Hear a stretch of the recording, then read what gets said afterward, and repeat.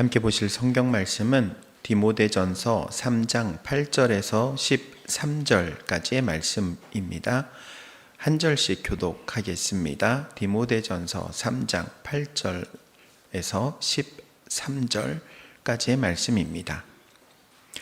이와 같이 집사들도 신중하며 한 입으로 두 말을 하지 아니하며 술에 탐닉하지 아니하며 부정한 이득을 탐내지 아니하며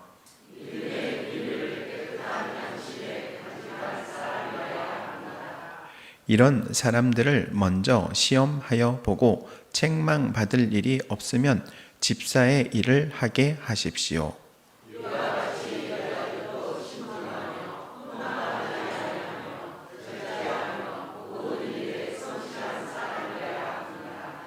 집사들은 한 아내의 남편이며 자녀와 자기 가정을 잘 다스리는 사람이라야 합니다. 집사의 직무를 잘 수행한 사람들은 좋은 지위를 얻게 되고 그리스도 예수를 믿는 믿음에 큰 확신을 얻게 됩니다. 하나님 말씀하시니 감사합니다. 아멘. 오늘부터 수요예배 시간을 통해서 우리 재직교육을 5차례에 걸쳐서 진행하려고 합니다. 오늘 말씀이 이제 기준이 되는 말씀이고, 그리고 교육은 설교와는 조금 다릅니다. 교육은 말 그대로 교육을 위한, 공부를 위한 목적이 있죠. 그래서 여러분 이제 프린트물 하나씩은 받으셨을 겁니다. 물론 우리 어르신들 막 그거를 공부하듯이 이거를 꼭 써야 된다라는 마음의 부담감을 갖지 않으셔도 돼요. 그냥 들으시기만 하셔도 돼요. 그런데 우리 집사님들은 마음의 부담감을 갖고 빠지지 않고 다 써내세요. 집사님들은 다 쓰셔야 되고 우리 권사님들은 안 쓰셔도 돼. 오늘 직분에 대해서, 그리고 직분과 우리 교회의 조직에 대해서 함께 좀 배우고자 합니다. 먼저 직분의 구분이 있어요. 직분은 크게 항존직 그리고 임시직 그렇게 나눕니다. 이거는 이제 법적인 용어입니다. 법적인 우리 대한예수교 장로회 총회에서 말하는 직분에 대한 정의예요. 그래서 항존직은 은퇴할 때까지 그 직분을 그대로 유지하는 직입니다. 그래서 장로, 집사, 권사, 항존직이라고 해요. 그리고 그 시무는 70세가 되는 해의 연말까지 합니다. 여기서 이제 70세는 만 70세를 말하죠. 그러니까는 은퇴가 있어요. 명확하게 만 70세가 되면 그 해 연말까지 하고 은퇴가 돼요. 그래서 은퇴 장로 혹은 은퇴 권사, 은퇴 안수집사 직분이 있는 거죠. 그리고 임시직이 있습니다. 임시직은요 1년 단위로 임명하는 거예요. 임명직인데 1년씩입니다. 전도사, 서리집사입니다. 시무기간이 1년이고 연임할 수 있고, 그 연임하는 경우 언제까지 연임이 되냐면 만 70세까지 연임을 할 수 있어요. 그러니까 서리집사도 70세까지 합니다. 할 수는 있어요. 그런데 다른 점이 뭐예요? 항존직은 은퇴라는 이름, 여러분 은퇴라는 말이 명예스러운 이름이에요. 왜냐하면 내가 그 직분으로 섬겼고 그 직분을 섬긴 거에 대해서 교회가 인정해 주는 거예요. 그래서 은퇴를 붙여주는 거예요. 그런데 서리집사는요 은퇴가 없어요. 매년 임명을 하잖아요. 그래서 만 70세가 돼가지고 12월이 땡 끝나고 그 다음 해로 넘어가면 은퇴가 아니고 그냥 직분이 없어져요. 그래서 그런 분들에게 그래도 아쉬우니까 명예라는 직함을 줘요. 명예집사가 됩니다. 이해되시죠? 그러니까는 여러분 은퇴라는 이름이 앞에 있는 거 상당히 명예로운 직분이에요. 물론 이제 장로님들은 한 교회를 20년을 심우하면 이제 공동의회에서 추천을 하고 이제 투표까지는 아니고 뭐 거의 대부분 이렇게 추천을 하면 가부를 물어서 이제 원로가 됩니다. 원로도 너무나도 명예로운 직함입니다. 앞에 원로가 붙고 은퇴가 붙는다는 거는요, 그 직분을 정말 마지막까지 감당했다는 의미이기 때문에 그렇죠. 직분별 역할이 있습니다. 먼저 장로. 장로는 교회의 택함을 받고 그러죠. 교회라는 것은, 여기서 말하는 교회는 우리 교회 공동체 구성원을 말하는 거예요. 우리 온 세례교인 이상의 성도들. 장로를 세우려면 그래서 뭐를 해요?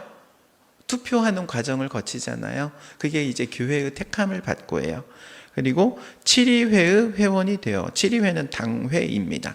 회원이 되어 목사와 협력합니다. 목사와 협력하여 행정과 권징을 관장한다 그러죠. 여러분, 장로님들은 목사하고 협력하는 관계가 되어야 해요. 어떤 분들은 그런 이야기를 해요.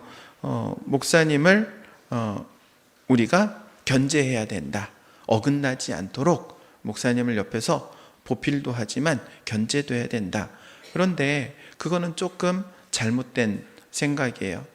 교회에도 상권 분립이라는 건 견제를 위한 장치가 아니라 함께 힘을 모아가지고 나가기 위한 장치예요.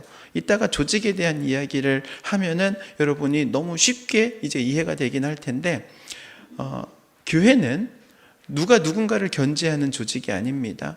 교회는 서로 상호 보완하는 관계예요. 나의 부족한 부분이 다른 사람의 잘하는 부분에 도움을 받는 거고, 상대방의 부족한 부분은 또 내가 잘하는 것으로 섬겨주는 거야. 그래서 함께 어떤 목표, 비전이라고 말할 수 있는 그곳을 향해서 함께 가는 거예요. 그게 바로 교회 공동체인 거예요. 그래서 장로님들은 항상 기억해야 되는 게, 목회자와 협력해야 된다. 협력해서 뭐 한다고 그래요? 행정과 권징을 관장한다 그러잖아요. 행정과 권징. 아니, 그러면 장로님들이 행정도 하고 권징도 하면 그럼 목사님은 뭐 한대? 목사님 목회하는 거예요. 설교하고 목회하고. 그러니까는 목사가 목회를 할 수 있도록 서포터 역할을 잘 해주면 목회가 행복한 거예요. 제 얼굴이 시무룩하면 누가 책임져야 돼? 장로님들이 대답해. 누가 책임져야 돼? 아니, 이렇게 말하는데도 이렇게 대답을 안 하면 안 되지. 목사가 시무룩하면은 지금 누가 문제가 있다는 거예요? 이제 내가 이렇게 대답하면 됩니다. 장로님 그러면은 나 말고 다른 장로님 이럴 수 있으니까 내가 여러분, 목회를 하기 위해서 우리 장로님들은 저를 도와서 행정도 해주고, 권징이라고 했잖아요. 권징이라는 건 뭐냐면은 어떤 문제가 있을 때 그 문제를 이제 치리하는 거예요. 너 잘못됐으면 잘못됐다 혼도 내고. 여러분, 목사는 혼내면은 성도들이요 삐뚤어져요. 그래서 혼내면 안 돼. 최후에 혼내는 거예요. 그러면 누가 혼내요? 누가 혼내는 거예요? 장로님들이 혼내는 거예요. 여러분, 장로님들이 혼내는 거는요, 여러분에게 도망갈 구멍이 있는 거예요. 근데 목회자가 혼내잖아요. 그럼 여러분 도망갈 구역이 없습니다. 도망갈 수가 없어. 교회를 떠나야 돼. 목사한테 혼나면 그렇게 되는 거예요. 제가 교육전사 5년 하는 동안 맨날 혼나가지고 나는 나중에 목사 되면 안 혼내야지 그랬어. 그 이유가 있어요. 혼날 사람들은 이 자리에 오지도 않더라고. 안 혼나도 될 사람들이 와가지고 맨날 혼나는 거야. 그걸 보면서 이건 조금 어폐가 있다. 혼나야 될 사람들을 쫓아다니면서 우리 장로님들 혼내시기 바랍니다. 오늘 안 나오시는 분들 전화해가지고 다 혼내주세요. 그래서 두 번째 이렇게 말합니다. 장로는 교회의 신령상 관계를 살핀다 그래요. 신령상, 이것은 성도들의 영적인 부분을 살펴본다는 거예요. 영적인 부분에 어떤 문제가 있는지 혹은 어려움이 있는지 그걸 살펴야 된다는 거예요. 신령상 관계. 장로에게는 그래서 그런 안목이 있어야 돼요. 지금 함께 있는 구역 안에 구역 식구 중에 누가 지금 교회를 안 나오고 있어. 왜 안 나오고 있나? 한번 봐야 되는 거예요. 그리고 교회 나와서 은혜를 받아야 되는데 도무지 은혜를 못 받아. 그럼 그 또 장로님들이 또 살펴봐야 돼요. 이 사람에게 어떤 문제가 있어서 지금 예배가 안 되는지, 은혜가 안 되는지, 신앙생활이 제대로 안 되는지를 그걸 살펴야 되는 거예요. 살펴야 되는 거예요. 그리고 살핀 다음에 문제가 있으면 어떻게 해요? 어떻게 해요? 목사에게 말하면 되는 거예요.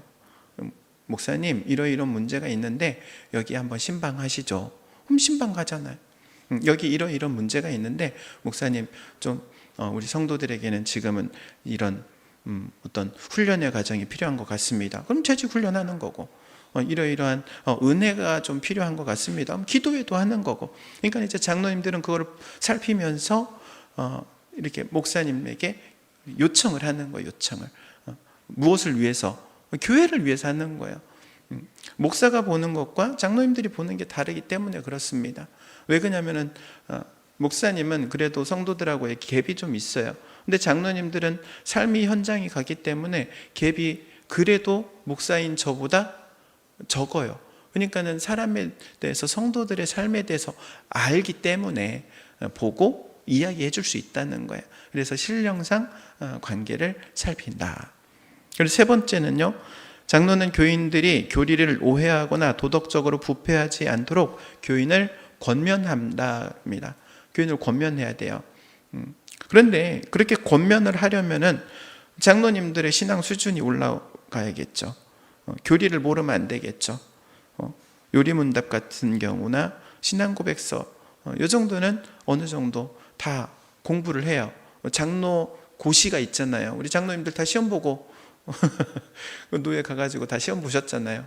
거기에 이제 이런 부분들이 있어요. 장로 고시 그 내용 안에 뭐 헌법도 있고 성경도 있고, 근데 신앙고백 교리에 대한 것도 있고, 그걸 배워야 돼. 그런데 그거를 가지고 성도들을 권면하는 겁니다.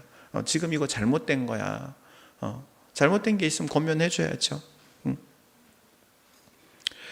권면을 하는데 그 권면을 안 받아들이는 사람이 있어요. 4번, 장로는 권면하였으나 회개하지 않는 자가 있으면 당회에 보고한다. 7위회라고 그랬어요. 당회는 7위를 하는 곳이에요. 그러니까 어떤 문제가 있어서 회개해야 될 문제가 있어서 장로님들이 가서 권면을 했어요. 그런데 권면을 안 받아들여. 그럼 2명이 가요. 그리고 목사님하고 같이 가요. 권면을 해도 안 받아들여. 그러면은 교회에서는 교회 법이 있죠. 그래서 징계도 있습니다. 교회에서의 징계는 보통 제일 큰 거 2가지가 있는데, 하나는 수찬정지라는, 그러니까 성찬식에 참여를 못해요. 이 수찬정지라는 게 그냥 성찬식 안 하면 되지 이런 개념이 아닙니다. 은혜에서 떨어져 나갔다는 의미예요. 그리고 그 다음 제일 센 거는 출교죠. 교회에서 지우는 거예요. 그 이름을 삭제합니다. 뭐 그런 이제 7일을 할 수 있는 이제 당회 보고를 하는 거죠. 장로가 되려면 어떻게 해야 하느냐? 장로의 자격, 상당한 식견과 통솔의 능력이 있는 자로 리더십이 있어야 합니다. 그래서 장로님들은 구역장 정도는 다 하셔야 돼요. 구역장을 할 수 있을 정도의 통솔력, 리더십이 있어야 합니다. 무흠 세례 교인으로, 입교인으로 7년을 경과하고 40세 이상 된 자라야 한다. 지금 나이가 그래도 많이 낮춰졌죠. 예전에 45세였는데 낮춰진 거죠. 안수집사가 있습니다. 안수집사. 요즘은 이제 안수집사 혹은 그냥 집사 이렇게 말합니다. 집사님 그러면은 공식적으로는 안수집사님을 말할 때 집사님도 안수집사님에 포함이 돼요. 근데 서리집사님은 서리집사님이라고 부르라고 그래. 집사랑 달라. 그냥 이렇게 알고만 계세요. 알고만. 그렇다고 해서 또 막 부를 때 서리 집사님 꼭 이렇게 찾아서 부를 필요는 없습니다. 그냥 우리끼리 알고만 있자고 한 얘기예요. 안수 집사 1번, 집사는 교회의 택함을 받고 똑같습니다. 집사님들도 교회 공동체 성도들의 투표를 해서 하잖아요. 재직회의 회원이 되고, 그리고 교회를 봉사하고 헌금을 수납하며 구제에 관한 일을 담당한다. 그리고 두 번째, 집사는 단정하고 일구이연하지 아니하며 깨끗한 양심에 믿음의 비밀을 가진 자로서 다음 사항에 해당하는 자라야 한다. 무음세례 교인으로 5년을 경과한, 그리고 35세 이상 된 자. 그런데 여기서 이제 두 가지를 먼저 좀 얘기를 하도록 하겠습니다. 집사는 단정하고 일구이연하지 아니하며 깨끗한 양심에 어떤 비밀을 가지고 있어야 된다고요? 믿음의 비밀. 그러니까 안수 집사님들은 믿음의 비밀이 있어야 돼요. 믿음의 비밀을 알고 있어야 돼요. 믿음의 비밀이 무엇입니까? 복음이에요, 복음. 예수 그리스도의 복음. 복음의 비밀을 알고 있어야 되는 겁니다. 복음을 정확하게 알고 있어야 돼요. 제대로 알고 있어야 돼요. 그것뿐만 아니라 두 번째 믿음의 비밀도 있어요. 첫 번째 비밀이 복음에 대한 비밀이라면, 두 번째 비밀은 내가 신앙생활을 통해 체득한 믿음의 비밀이에요. 이거는 이제 이렇게 말할 수 있겠죠. 며느리도 몰라. 내가 경험한 하나님, 내가 만난 하나님, 이 믿음의 비밀이 있어야 되는 거예요. 하나님을 만나야 돼요. 하나님을 만난 사람은 그래서 다릅니다. 왜 다른가? 그의 삶에 하나님께서 지향성을 바꿨기 때문에 그래요. 삶에 살아가는 방향을 틀어놔 버렸기 때문에. 그래서 세상을 보고 살아가는 게 아니라 하나님 보고 살아가는 존재로 변화를 받았어요. 여러분, 이 믿음의 비밀이 여러분 가운데 있기를 주의 이름으로 축원드립니다. 내가 하나님을 만나가지고 내게 일어난 변화가 있어야 되는 거예요. 내가 하나님을 만남으로 인해서, 물론 세상에서 땀 흘려 수고하고 일하는 거, 그게 문제가 된다는 게 아니에요. 내가 바라보고 살아가는 게 뭐냐, 이게 바뀌었다는 거예요. 그전에는 자식을 보고 살아갔어, 돈을 보고 살아갔어, 명예를 보고 살아갔어. 그런데 내가 하나님 보고 살아가는 존재로 변화되는 계기가 있어야 되는 거예요. 이거를 우리는 이렇게 말하죠. 거듭났다. 거듭났다. 변화된 계기가 있어야 되는 거예요. 그리고 권사입니다.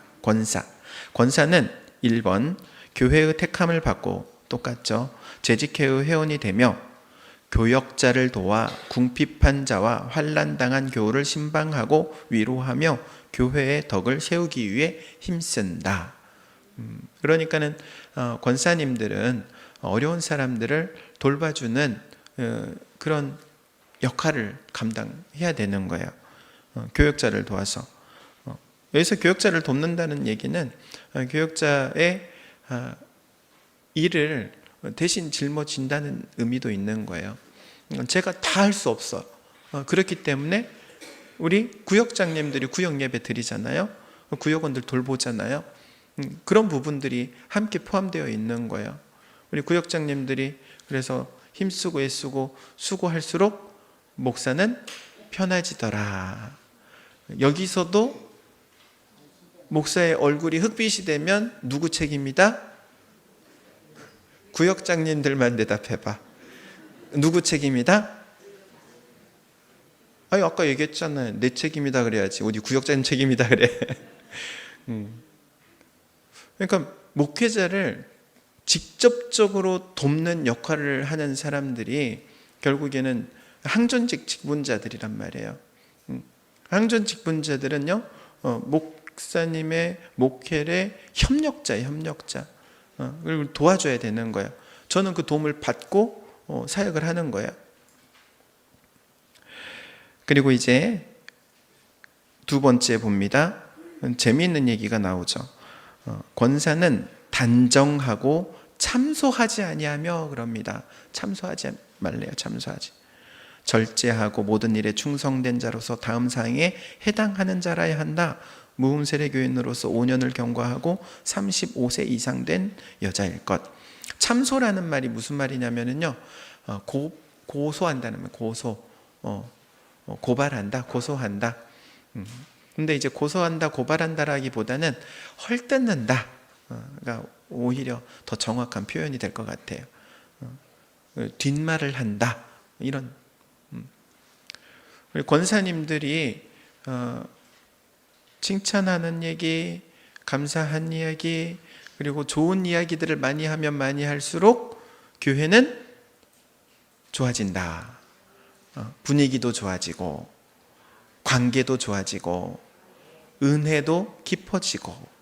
근데 권사님들이 참소를 하기 시작하면 남을 헐뜯기 시작하고, 비방하기 시작하고, 시기하기 시작하고, 질투하기 시작하면 망한다. 망한다. 그래서 참소하지 아니하며. 근데 사람이 기질이 쉽게 바뀌지 않기 때문에 딱 조건으로 적어 놓은 거예요. 보통 여자 셋이 모이면 맥 없는 접시가 깨진대. 그게 왜 깨질까? 시끄러워서 깨진다는 거예요. 접시가 참지를 못해가지고. 그런 일이 있으면 된다, 안 된다? 안 된다. 교회 안에서도 안 되고 밖에서는 더더욱 안 되고. 그리고 서리 집사입니다. 서리 집사는 25세 이상 된 진실한 무흠 세례교인으로서 1년을 경과하고 교회에 등록한 후 1년 이상 교인의 의무를 성실하게 이행한 자 중에 당회의 결의를 거쳐 당회장이 임명한다. 그러니까는 세례를 받고 1년이 경과해야 되는 거예요. 이게 기본 조건이에요. 그래서 저는 항상 세례를 주고 1년 한 해를 걸러서 세 해째 보통 집사 직분을 임명을 하는 후보로 올립니다. 그러니까는 세례를 받았어. 그러면 그 한 해를 걸러 그 다음 해에 주는 거예요. 3년째 되는 해에. 근데 줄 때도 조건이 있죠. 구역장에 1차적으로는 구역장이 추천을 해줘야 돼. 구역에서 이 성도는 정말 신앙생활을 열심히 합니다. 주일 예배, 수요 예배, 새벽 기도도 나오고 정말 눈에 띄게 열심히 합니다. 그리고 명단을 올려요. 그러면은 당회에서 그 사람을 가지고 이제 정말 이 사람이 신앙생활을 바르게 하는지를 봐요. 그런데 여기에서 바르게 하는지는 뭐를 보냐면은 교인의 의무를 성실하게 했는지를 봐요. 교인의 의무 그러면은 예배, 공예배 참석이 의무예요. 공예배 참석이 의무. 그리고 두 번째는 헌금의 의무가 있어요. 근데 헌금의 의무를 말할 때는 반드시 11조가 들어갑니다. 그래서 직분자를 뽑을 때에는 당회에서 이 사람의 헌금 내역도 봐요. 봐야 돼요. 이 사람이 제대로 신앙생활을 하는지, 헌금 생활을 하는지, 성수주의를 하는지. 보통은 구역장님들은 이 사람이 성수주의를 하고 공예배 잘 참석하고 열심히 봉사하는 것까지는 알기 때문에 추천이 올 수 있어요. 그런데 당회에서 추천 온 그 사람을 보고 다시 한번 검증을 하는 거예요. 이 사람의 헌금 생활이 어떠한지를 보고 거기에 이 사람은 괜찮다. 집사 직분을 임명하고, 혹은 아니야, 이 사람은 좀 더 두고 봐야 돼. 그러면은 내년으로 한 1년을 더 지켜봅시다. 물론 한 6개월만 더 지켜봅시다. 그럴 수도 있어요. 중간에 임명할 수도 있긴 하지만 우리는 보통 관례적으로 매년 첫 주에 임명을 하잖아요. 그래서 이제 보통 그렇게 진행을 합니다. 그리고 교인의 의무 가운데 교회 치리에 복종하는 것도 의무가 들어가요. 그래서 세 가지: 공동예배 출석, 그리고 봉헌, 교회 치리에 순종한다. 이게 교인의 의무입니다.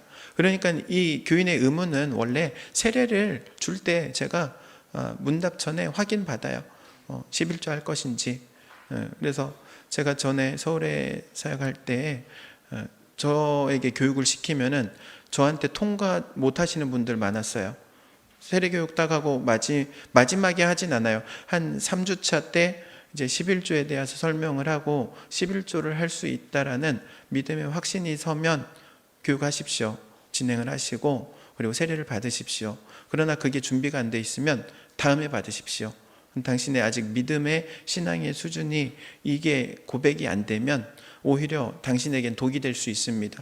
요거는 하나 넘어갈 수 있을 정도의 신앙관이 되어야지 세례를 받고, 세례 받은 다음에는 뭐 거의 수순이잖아요. 직분 받는 게. 그렇기 때문에 이제 제가 그렇게 말씀을 드려요. 세례 받는 게 중요하긴 중요하죠. 그런데 여러분, 세례를 안 받아도 천국 가는데 문제는 없다. 내가 예수 그리스도를 믿는 믿음으로 구원받는 거잖아요. 세례는 단지 그 공동체 안에서 표현되는 증표로서 모든 공동체원이 저 사람은 예수 믿는 사람이야 공증을 서주고 본인은 신앙 고백을 하고 그렇게 세례를 받게 되는 거예요. 물론 그 가운데 하나님의 은혜도 있기는 하지만 그러나 분명한 것은 본인의 신앙 고백, 그 신앙 고백의 첫 번째가 무엇이냐? 모든 것이 하나님께로부터 왔음을 고백하는 거예요. 생명에서부터 나에게 주신 시간도 건강도 물질도 다 하나님의 것이라는 그 신앙 고백이 뒷받침되지 않는다면 이 11조를 할 수가 없거든요.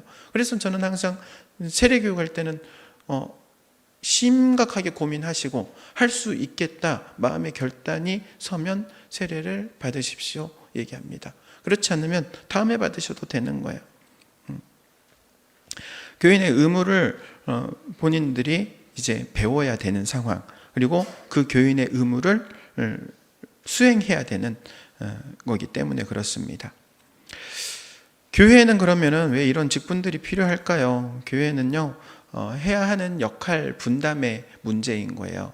이거를 많은 사람들이 착각을 해요. 어떤 상향식 계급식으로 이해를 해가지고 성도, 그 위에 서리집사, 그 위에 뭐 권사, 안수집사, 그 위에 장로, 그 위에 목사, 계급이 아닙니다. 아니에요. 역할이 다른 거예요. 서리집사는 서리집사의 역할이 있고 안수집사는 안수집사의 역할이 있는 거예요. 권사는 권사의 역할, 아까 봤잖아요. 교역자를 도와 공공한 자를 도와주고 신방하고, 그렇잖아요. 장로, 목사를 도와 교회를 치리하고 권징하고 돕는 역할의 문제이지 계급의 문제가 아니에요. 근데 우리나라 사람들은 많이들 계급으로 생각을 하기 때문에 장로를 못 받았다고 시험 들어서 교회를 떠나는 거예요. 계급, 내가 저거를 따야 되는데 못 땄다 이거지. 여러분, 직분은 계급이 아닙니다. 직분은 역할입니다. 그리고 그 직분을 가진 사람은 그 역할로 섬기는 거예요. 서리집사는 서리집사로 섬기는 거예요. 안수집사는 안수집사로 섬기는 거예요. 교회 보통 우리는 가족이라고 표현하잖아요. 집안에 한 식구가 있어요. 아버지는 아버지의 역할이 있는 거고 어머니는 어머니 역할이 있는 거예요. 여러분, 가족이 계급입니까? 그렇지 않죠. 역할이 다른 거예요. 자녀들이 셋이 있어. 첫째, 둘째, 셋째가 있어. 첫째는 동생 둘 군기 담당, 보통 둘째는 눈치 담당, 막내 애교 담당, 담당이 있는 거예요. 역할이 다른 거예요. 역할이. 그걸 계급처럼 생각을 하면 안 돼. 교회는 그래서 직분은 역할이 다르다. 그 역할이 무엇과 연관이 되냐면은 조직과 연관이 돼요. 조직과 연관이 돼. 그래서 조직을 한번 보도록 하겠습니다. 교회 조직과 역할, 당회. 교회는 당회가 있죠. 시무 목사와 시무 장로로 구성되어 있어요. 그리고 재직회, 시무 목사, 장로, 집사, 권사, 전도사, 서리집사. 여기는 이제 재직회는 모든 직분자가 다 들어오는 거죠. 공동회, 각 우리 교회의 무흠 세례교인 중에 18살 이상 성인을 말합니다. 세례교인, 성인된 세례교인을 말하는 거죠. 그렇게 세 개의 조직이 교회 안에 있는데 역할이 있어요. 당회는요, 먼저 크게 보면은 정책을 수립합니다. 정책을 수립해요. 우리가 앞으로 5년 계획, 10년 계획, 15년 계획, 뭐 짧게는 내년도 계획, 계획을 세우는 데 있어서 정책을 수립하는 거예요. 뭐 세세하게 뭐 짤 수도 있지만은 큰 틀을 딱 정해요. 내년에는 우리 예배에 힘씁시다. 혹은 내년에는 우리 전도에 힘씁시다. 어떤 정책을 하나를 이렇게 수립을 하는 거죠. 당회가 하는 일이에요. 당회에서 정책을 수립하고 수립하는 거는 이제 물론 목회자하고 장로님들하고 함께 공유하는 거예요. 우리 내년에 이렇게 좀 했으면 좋겠습니다. 그럼 그게 서로 공유를 해서 그 다음 뭘 하느냐? 재직회. 그러니까는 재직회 이렇게 말하면 좀 그렇고 각 부서가 있어요. 그리고 부장들이 있죠. 부장들에게 말을 해요. 우리 목사님 이런 내년도 계획이 있으니까 거기에 맞춰서 준비를 해야 된다. 그러면 거기에서 세부 계획을 짜가지고 계획만 짜는 게 아니죠. 세부 계획 플러스 필요한 예산을 짜는 거예요. 그래서 재직회는 지출 예산을 산출합니다. 내년도에 얼마 쓸지, 얼마를 써야 되는지를 산출하는 거예요. 사역 계획에 따른 예산안을 준비를 하는 거예요. 지출 예산. 그러면요, 그걸 가지고 공동의회에 가지고 와요. 공동의회는 18세 이상의 세례교인이라고 했죠. 그러면 세례교인들은요, 재직회에 보고를 들어요. 우리가 내년에 이걸 하고 저걸 하는데 돈이 이렇게 필요하구나. 그러면은 이제 공동의회 회원들은 거기에 헌신하는 거예요. 그러면 그 헌금 우리가 얼마 헌신하겠습니다. 그래서 지금은 없어지기는 했지만 지금 뭐 주정헌금 이렇게 하지만 여러분 주일헌금입니까? 주정헌금입니까? 헷갈리죠? 신앙생활을 오래 하셨던 분들은 주정헌금. 그 이유가 있어요. 주정헌금 전에는 어떻게 했어요? 옛날 호랑이 담배 먹던 시절 옛날에는 월정헌금이 있었어요. 그게 월에 내가 얼마를 헌금하겠다를 정하는 거예요. 근데 그거를 왜 정하냐면은 1년 예산안을 짤 때 미리 받아요. 그러니까 만약에 12월 우리가 말에 재직회를 한다면은 이제 12월 달에 기도하면서 준비해요. 그래서 내가 내년에는 헌금을 얼마 하겠습니다를 짜는 거예요. 네, 작정을 하는 거예요. 작정한다고 해서 월정 그랬어요. 근데 이제 월마다 안 하고 52주 나눠가지고 주정하게 되는 거예요.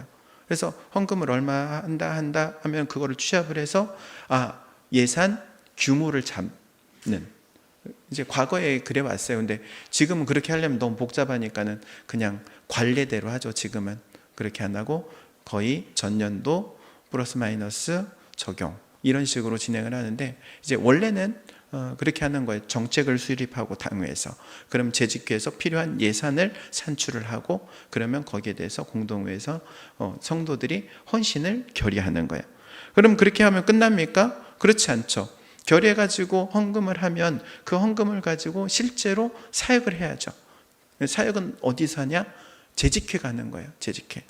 재직회에서는 사역을 실행하고 보고합니다. 보고.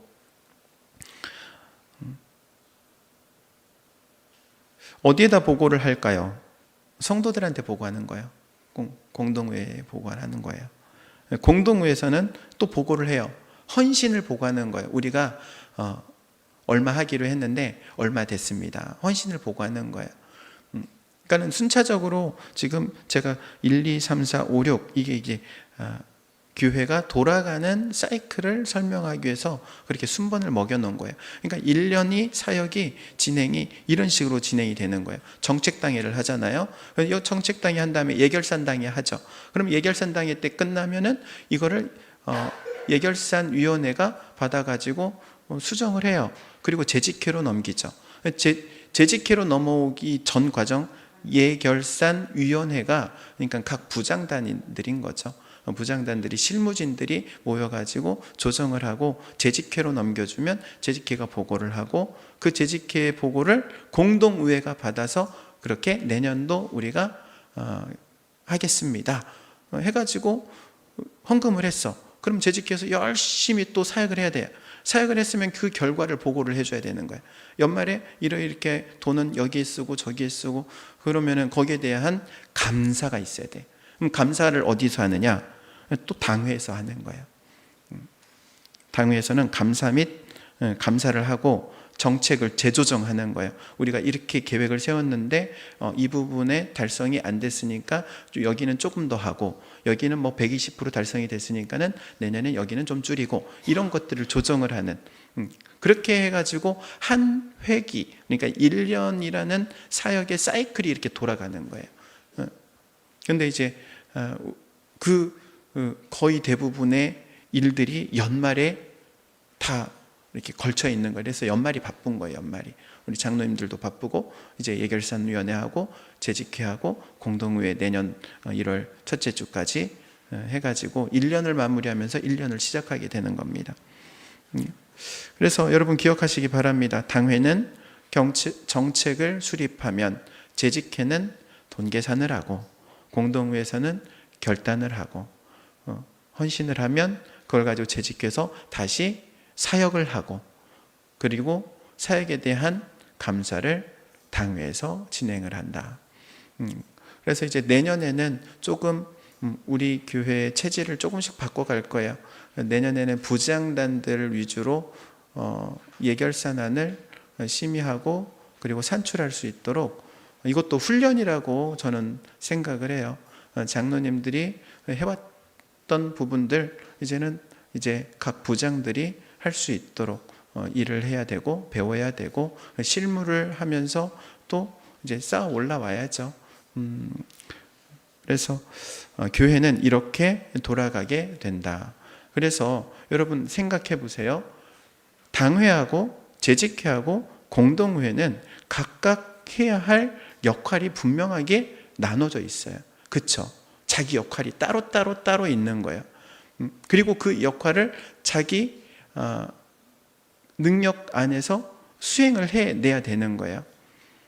이걸 가지고 당회를 재직회가 견제를 해야 돼, 재직회를 공동회가 견제해야 돼, 뭐 공동회를 또 당회가 견제해야 돼, 그게 아닌 거예요. 비전을 향해서 함께 역할을 나눠서 함께 가야 되는 거예요.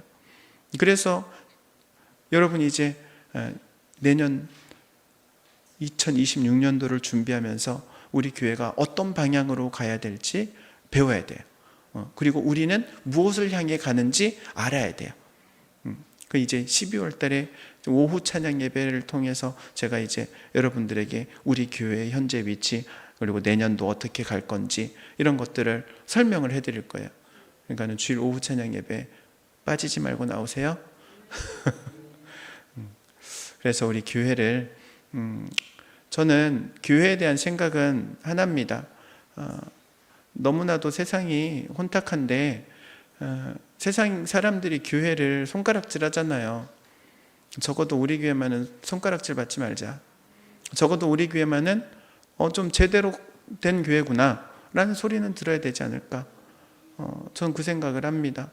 그리고 요즘 현대인들은요, 제대로 된 것을 원해요. 음식도 제대로 된 음식을 먹기를 원하고요, 관광지를 가서 구경을 하더라도 제대로 된 곳을 가서 보기를 원해요. 그런 사람들이 교회를 올 때 교회에 대한 무슨 생각을 가지고 올까요? 적어도 제대로 된 교회. 그게 어떤 내부가 막 치장이 돼 있고 화려하고 이런 거를 말하는 게 아니라 아주 상식적이고 그냥 교회, 정말 여기는 교회네 라는 말을 들을 수 있는 그런 교회를 세우는 게 제 목표이면서 비전이기도 합니다. 여러분, 그런 교회를 제가 세워가는 게 아니고 저는 방향만 제시할 뿐인 거예요. 이제 여러분이 함께 저를 도와서, 말했죠, 장로님들도 교역자를 도와서, 안수 집사님들도 목사님을 도와서, 직분자들은 다 똑같은 거예요. 함께 도와서 나아가야 되는 거예요. 그러한 우리 신북교회가 되기를 바랍니다. 기도하겠습니다.